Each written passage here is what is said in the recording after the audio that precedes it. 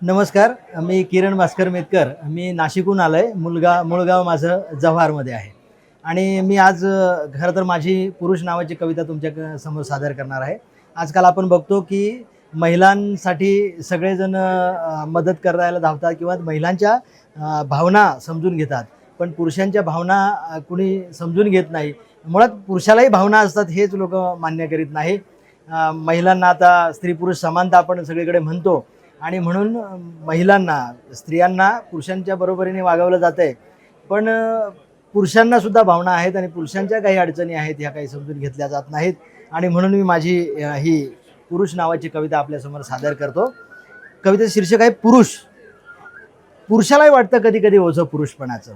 पुरुषालाही वाटतं कधी कधी ओझं पुरुषपणाचं. तो घेत आला काळजी जीवनभर, पहिले ताईची मग बाईची मग आईची.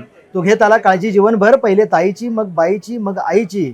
पुरुष उन्हात राहतो उभा स्वतःची सावली निर्माण करण्यासाठी, कुटुंबाला सावली देण्यासाठी.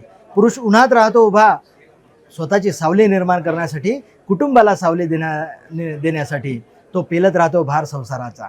तो पेलत राहतो भार संसाराचा. तो झेलत राहतो होणारे आघात. तो पेलत राहतो भार संसाराचा. तो झेलत राहतो होणारे आघात. पण बोलत नाही कधीच. पुरुष रडतही नाही कधी. पुरुष रडतही नाही कधी. फक्त कुढत राहतो मनातल्या मनात. साठवतो आणि तिथेच आठवतो आपले अश्रू बंद डोळ्यात. साठवतो आणि तिथेच आठवतो आपले अश्रू बंद डोळ्यात. पण पुरुषालाही आता मन मोकळं रडावंसं वाटतंय. पण पुरुषालाही आता मन मोकळं रडावंसं वाटतंय.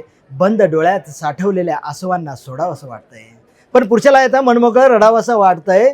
बंद डोळ्यात साठवलेल्या आसवांना सोडावंसं वाटतंय. पुरुषाला आता उडावंसं वाटतंय हलकं होऊन.